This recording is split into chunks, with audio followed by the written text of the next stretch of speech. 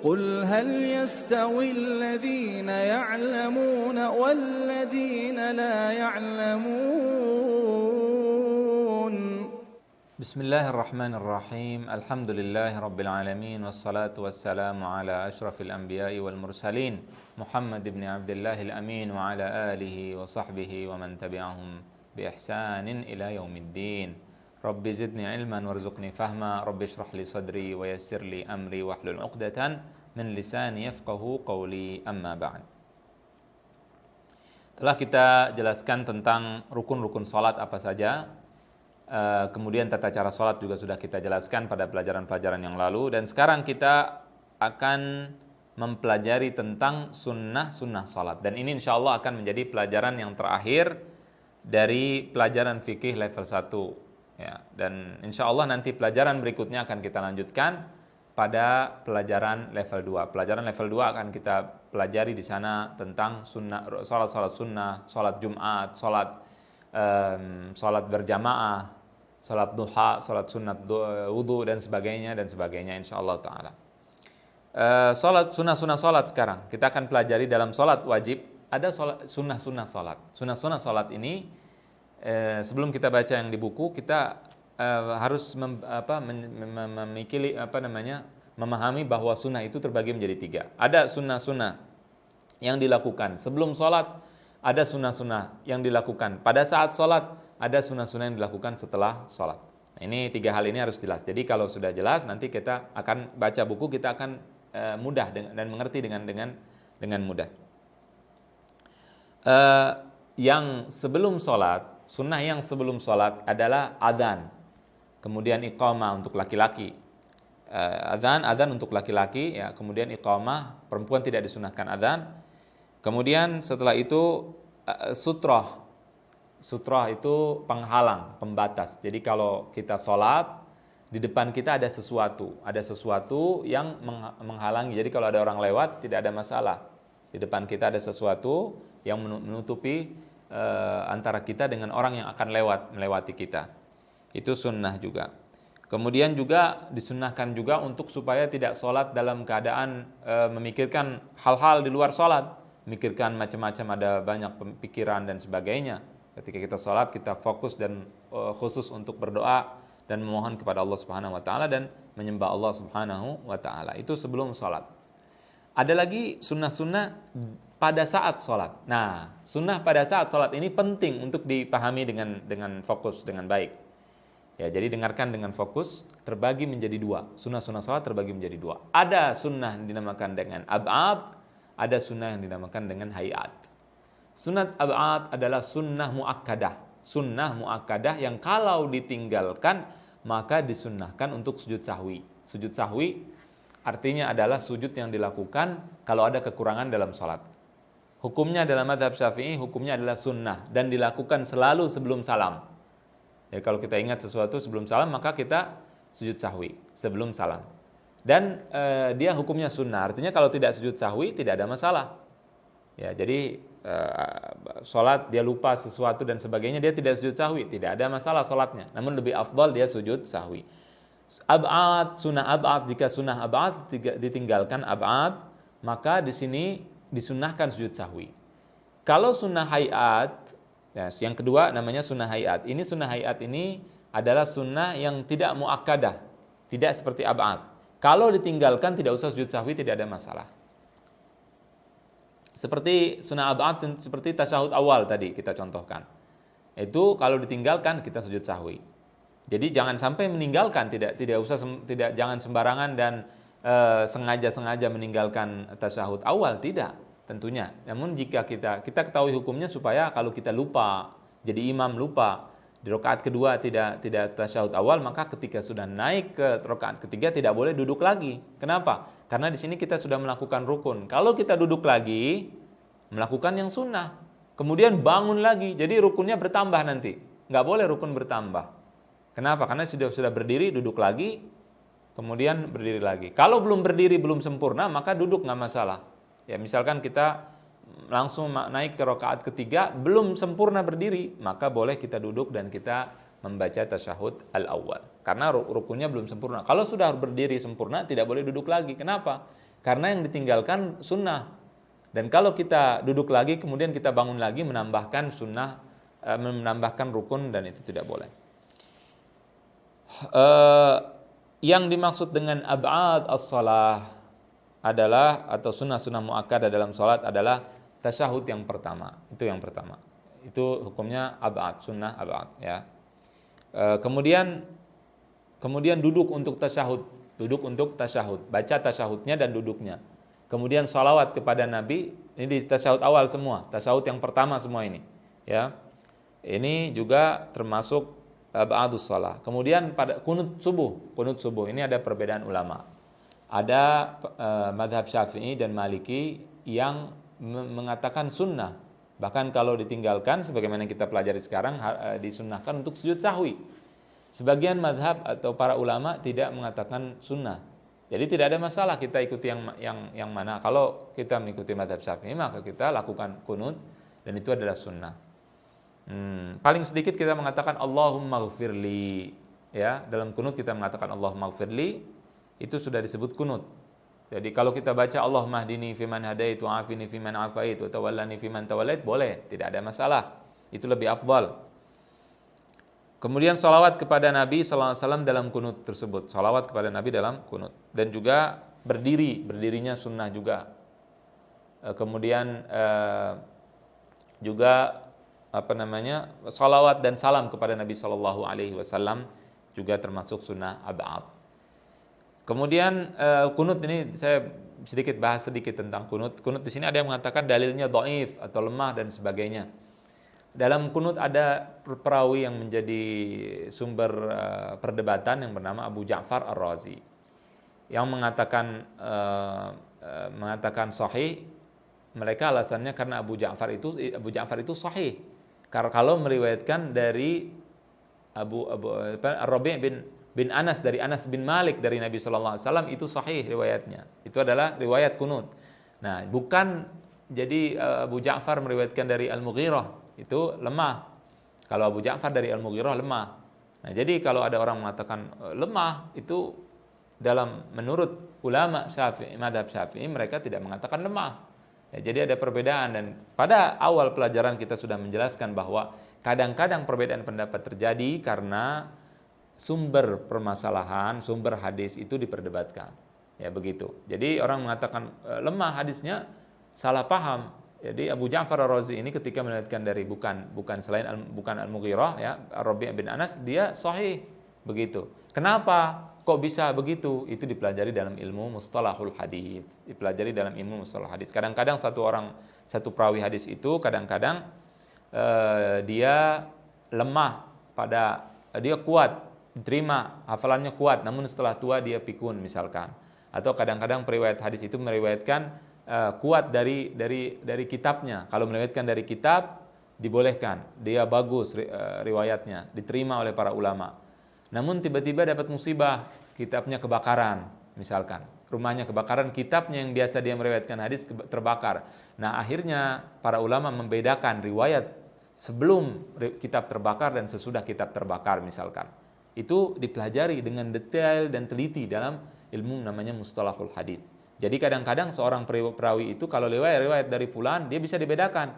Oh, ini dulu sebelum terjadi perubahan begini begitu. Itu dipelajarinya bukan dalam pelajaran fikih tapi dalam pelajaran mustalah al hadis. Hanya sedikit saya memberikan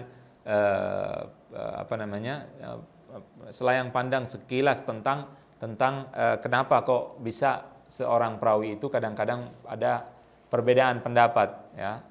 Riwayat dari sini sahih, ini tidak sahih, kenapa sebabnya? Para ulama dengan detail. Kalau mereka tidak tahu ini riwayat sebelum atau sesudah kitabnya terbakar, kitab terbakar ini hanya contoh. Saya sedang mencontohkan saja, sedang memberikan pemahaman sedikit tentang ilmu mustalah hadis agar kita paham. Itu para ulama tidak mengamalkan hadisnya. Kita tidak tahu nih hadis setelah atau sebelum kitabnya terbakar, kita tidak mengamalkan. Kalau mereka pastikan tahu, oh ini sebelum, karena dari fulan, dia dulu tinggalnya di sini muridnya si fulan, berarti kita tahu bahwa ini riwayatnya dulu masih lama saat dia memegang kitabnya, berarti kita terima riwayatnya. Kalau sudah pindah ke tempat fulan dan muridnya si fulan, kita tidak terima karena di situ bukunya sudah terbakar dan dia meriwayatkan dari hafalannya. Orang ini kalau dari hafalan banyak salah, kita tidak terima. Misalkan itu contoh. Kemudian setelah itu hayat contohnya baca ta'awudz, a'udzubillahi minasyaitonirrajim, sunnah. Kalau lupa tidak usah sujud sahwi. Jadi hayat adalah sunnah yang di tengah sholat. Kalau kita lupa tidak usah sujud sahwi. Itu. Kemudian setelah sholat istighfar, doa, kemudian sunnah wudu, ya melakukan sunnah sholat sunnah setelahnya itu adalah sunnah setelah kita sholat fardu, jangan sampai meninggalkannya. Kita baca di sini sunnah sholat yang ada di buku. Yang pertama, meletakkan tangan kanan di atas tangan kiri di dada, dan telah dijelaskan masalah di dada. Ya, yang benar adalah di bawah pusar menurut 4 mazhab para ulama. Semuanya mengatakan di bawah, di atas pusar, di atas pusar, bukan di dada seperti ini, tapi di atas pusar itu masih termasuk di dada menurut mereka, karena dada termasuk masih menjangkau bagian bawah. Sebagaimana saya jelaskan. Membaca doa iftitah, ini hay'ah. Ya, hay'ah artinya tidak usah sujud sahwi kalau lupa. Baca doa iftitah lupa, tidak usah sujud sahwi. Mengangkat kedua tangan untuk takbir, hay'ah, termasuk hay'ah. Kemudian juga mengangkat kedua tangan untuk ruku, ya, atau bangun dari ruku, itu sunnah juga, hay'ah. Mengangkat tangannya, sunnah. Membaca surat selain Al-Fatihah, sunnah. Berdoa setelah tasyahud akhir yang kemarin saya ajarkan, ya muqallibal qulub tsabbit qalbi ala dinik, Allahumma inni a'udzubika min adzabi jahannam wa adzabil qabr, itu sunnah. Kemudian menunjuk dengan telunjuk ketika tasyahud, ini juga sunnah hay'ah. Mengeraskan bacaan bagi imam pada salat jahriyah di tempatnya. Kalau imam salatnya salat maghrib, isya, subuh, dia keraskan. Kalau salatnya salat sirriyah atau salat yang tidak disunnahkan untuk membaca dengan keras, maka imam tidak usah baca dengan keras. Sunnahnya tidak baca dengan keras. Kemudian melihat di tempat sujud, ya, melihat tempat sujud, tidak ke kanan, ke kiri, ke atas, ke bawah pandangannya. Ya, ini adalah sunnah. Kemudian kita membahas tentang hal-hal yang membatalkan sholat. Apa saja yang membatalkan sholat? Yang pertama adalah sengaja meninggalkan satu rukun atau kewajiban atau syarat dari sholat. Tentunya jika sengaja, tentunya sholatnya batal. Kemudian jika batal wudu. Kalau batal wudu, batal sholat. Apa yang batalkan wudu? Ada 4. Sudah dijelaskan kemarin. Al-khariju minas sabilaini mutlaqan, sesuatu yang keluar dari depan, kemaluan depan dan belakang. Apa saja yang keluar, baik suci tidak suci, apapun yang keluar, itu membatalkan wudu. Kemudian menyentuh kemaluan dengan telapak tangan, ya, ini membatalkan kemaluan. Kemudian yang ketiga, bersentuhan laki dengan perempuan lawan jenis di kulitnya tanpa penghalang, itu juga membatalkan wudu. Kemudian setelah itu kehilangan akal, zawalul akli, itu juga membatalkan wudu. Kehilangan akal di sini gila, kemudian mabuk, kemudian pingsan dan sebagainya. Batal wudu. Yang batalkan wudu membatalkan sholat tentunya. Berbicara atau tertawa dengan sengaja. Kemudian makan atau minum dengan sengaja membatalkan wudu. Jadi kalau sisa makanan ketika kita sudah wudu makan, tidak ada masalah. Cukup berkumur untuk menghilangkan sisa-sisa makanan agar ketika sholat tidak makan. Karena kalau menelan pada saat sholat membatalkan sholat kita. Atau minum, sisa-sisa kita minum, itu membatalkan sholat kita. Kemudian gerakan di dalam sholat. Nah, gerakan dalam sholat ini membatalkan sholat dengan persyaratan. Yang pertama gerakannya banyak. Gerakan banyak. Banyak itu berapa? 3 kali. 3 kalinya syarat yang kedua banyak, yang pertama banyak, yang kedua 3 kali berturut-turut. 3 kali berturut-turut itu disebut banyak. Ya, ini 3 kali berturut-turut dalam anggota tubuh yang besar seperti tangan, kaki, kepala, dada, itu besar.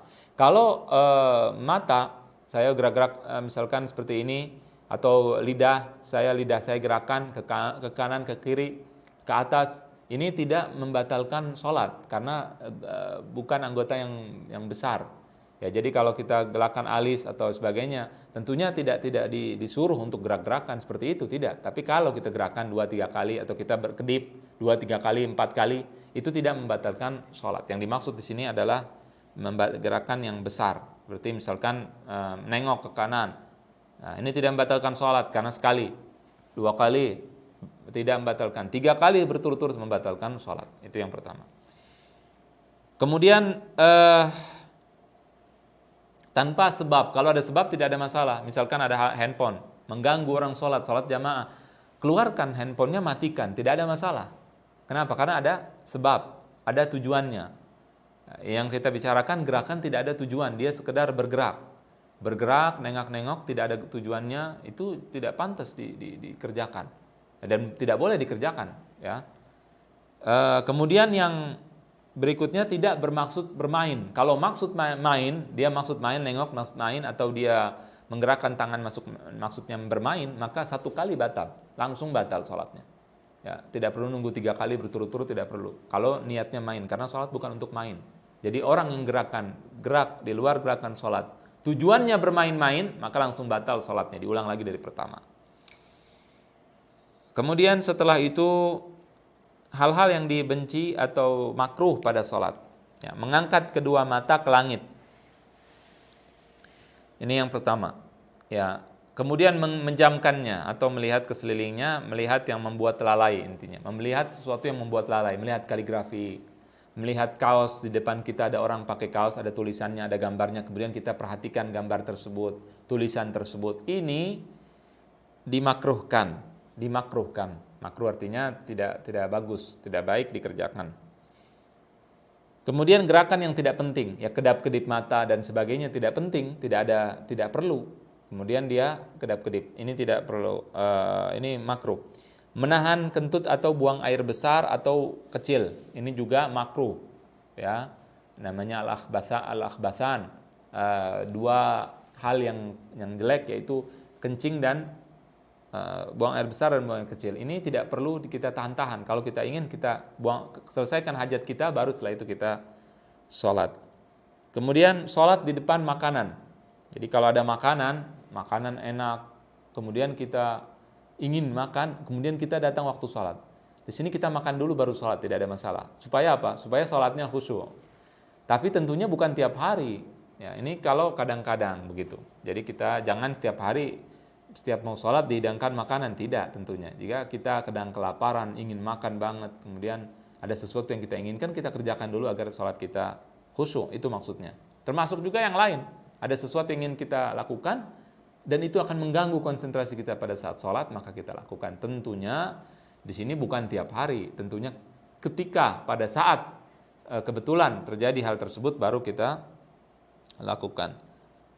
Kemudian sholat pada tempat yang ada gambar atau patung, ya. Dan meninggalkan sunnah yang disebutkan tadi, sunnah-sunnah yang disebutkan, kalau ditinggalkan begitu saja makruh. Mentang-mentang sunnah tidak mau baca doa iftitah, tidak baca doa iftitah, kecuali pada saat terlambat sholat, kita takut tertinggal surat Al-Fatihah, maka baca langsung Al-Fatihah, tidak usah baca surat doa iftitah, karena doa iftitah sunnah. Misalkan itu contohnya, tidak ada masalah. Tapi kalau kita sengaja meninggalkan sunnah-sunnah, itu hukumnya adalah makruh. Kemudian setelah itu ketika ngantuk sekali kita sholat, itu juga tidak dianjurkan, itu makruh hukumnya. Kemudian juga kemarin saya sudah jelaskan, kalau kita angkat tiba-tiba tangan baju kita punya baju kemeja, kemudian kita sholat begini, Allahu Akbar, ini makruh. Jadi kalau sholat dibenarkan dulu. Ini hukumnya, kalau kita sholat seperti yang tadi saya katakan, hukumnya makruh. Ya. Dan ini adalah akhir daripada pelajaran kita di Islamic Center Al-Kharij level 1. Dan kalau sudah sampai pada akhir pelajaran ini, maka jangan kita bosan atau kita berhenti untuk melanjutkan pelajaran dan terus diulang. Orang yang baru pertama belajar akan kesulitan, namun setelah dia mengulang-ulang pelajarannya, insya Allah dia tidak akan kesulitan. Mudah-mudahan jelas dan mudah-mudahan apa yang kita pelajari bermanfaat dan dicatat oleh Allah Subhanahu wa taala. Demikian, wa sallallahu wasallam ala nabiyina Muhammad wa ala alihi wa sahbihi ajma'in. Qul hal yastawi alladhina ya'lamuna wal ladhina la ya'lamun